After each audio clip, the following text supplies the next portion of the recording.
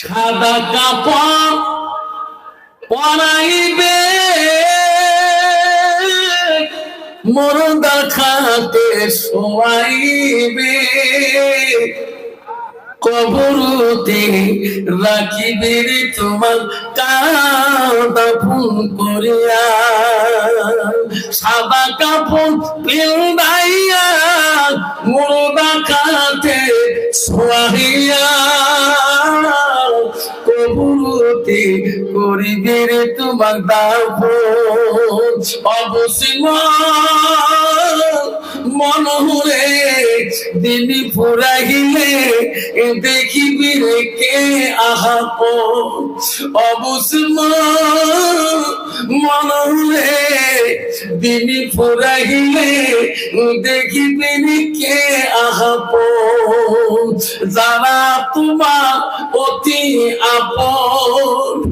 যারা তোমার অতি আপন তারাই তোমার পরাইবে কাফন তারাই তোমার করবে রে দাফন তারাই তোমার করবে রে দাফন অবসমান পাগল মন রে দিনী ফুরাইলে দেখিবে রে কে আহাপন পাগল মন রে দিনী ফুরাইলে দেখিবে রে কে আহাপন এরকম ঠিক না ঠিক এরকম ঠিক না বেটা মুসলমান এই কথা বুঝলে মুসলমান কোনদিনও মদ খাইত না মুসলমান নেশার ট্যাবলেট মুখে দিত না নেশার সিরাপ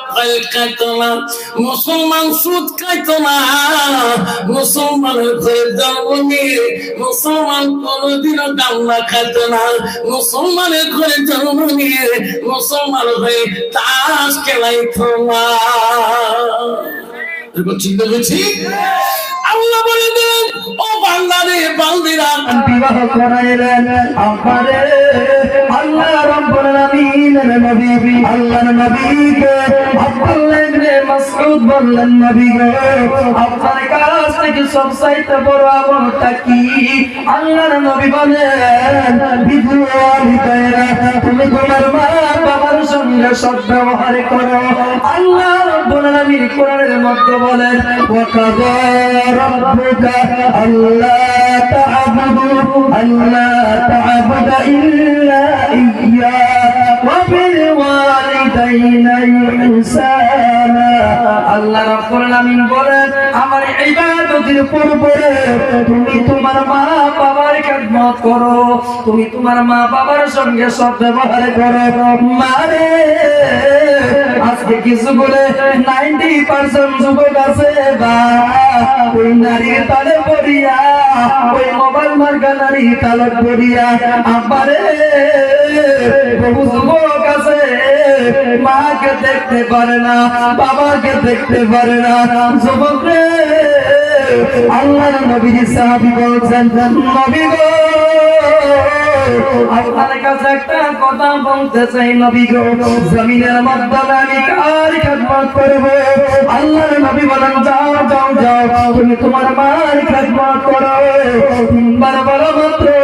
4 নাম্বার বার বলেন তুমি তোমার বাবার খেদমত করিয়া নাও আমার বন্ধুগণ মা যদি ভালো হয় সন্তান ভালো হয়ে যাবে কারণ সন্তান যদি ভালো হয়ে যায় এই বুড়ে বুড়ি গুলে সুখে সংসার করে খাবে কারণ আব্বারে ও মা তোমার ভালো হওয়া দরকার তোমার বেটা ভাত যদি করি খাবার চায় তোমার বেটা ভাত যদি খাবার চায় তাকে একেবারে হাবিদা সালাম হতে হবে কারণ আব্বারে এমন নারী বেটে দেখা বড় না নারী এমন আপনা করে চলে আব্বারে নতুন নতুন বিয়ে করবে আব্বারে ভাইরে এমন সন্তান রে মাকে ঘর থেকে থেকে বাহির করে দেয়। আমারে একজন জমিনের মাধ্যমে একজন বুড়িমা ছিল, বুড়িমার কোন স্বামী ছিল না, একটা ছেলে ছিল রে বাবা। আমার কথা বলে দেখবেন বাস্তবে মিল আছে কিনা। আমারে সন্তানটা যাবে এবার পুলিশের চাকরি করবে, এবার ট্রেনিং দিতে যাবে, ফর্ম ফিল আপ করতে যাবে। মার কাছে টাকা নাই, মা মানুষের বাড়ি খুঁজি মাই খায়, মানুষের বাড়ি ফালি বাটি ধুয়ে ধুয়ে খায়। মাকে বলছে মা আমার আব্বা না, আমাকে এত কষ্ট করে তোমরা পড়াইলেন, এত কষ্ট করে আমাকে এখন আমাকে বিয়ে পাস করাইলেন। মারে আমি আশা করছি পুলিশের চাকরি করবো রে মা। মারে এদিকে যাবো, ফর্ম ফিল আপ করবো মা, 2000 টাকা ফর্ম ফিল আপ করতে হবে। মা বলছে মালিক রে 2000 টাকা আমি কোথায় পাবো? আব্বারে আমার মনে হয় তোর বুঝি পড়াশোনা হবে না। মারে শোনা মা গীতন যুবকে মা ডাকিয়ে বলছে গফুরে ঘরের মাধ্যমে চলিয়া মা নিয়ে যাইয়া ওই ঘরের মাধ্যমে আলমারির চাবিটা খুলিয়া মা নাকের সোনাটা খুলে না। মা বলছে মানে যা যা যা নিয়ে যা, তোর বাবা যেদিন মারা যায় গ্রামের মহিলারা এই নাকের ফুলটা খুলিয়ে আমার হাতে দেয়। আমি আমার স্বামীর বস্তু আমি বিক্রি করতে পারি না, আমার বিবাহের দেব বাবার এই ফুলটা বিক্রি করিয়া তুমি চলে যাও, তোমার পরীক্ষার ফর্ম ফিল আপ করে দাও। সন্তান বলছে মা মারে এই আমি তোমার নাকের ফুলটা আমি বিক্রি করতে পারবো না। সন্তান বারবার করে বলে মা বলছে জাদু রে জাদু মানুষের বাড়ি থেকে মানুষের থালা বাটি কষে কষে মাত্র 1000 টাকা জমা করেছি, আর এই ফুলটা বিক্রি করিয়ে তুমি পরীক্ষার ফর্ম ফিল আপ করো। পরীক্ষার ফর্ম ফিল আপ করে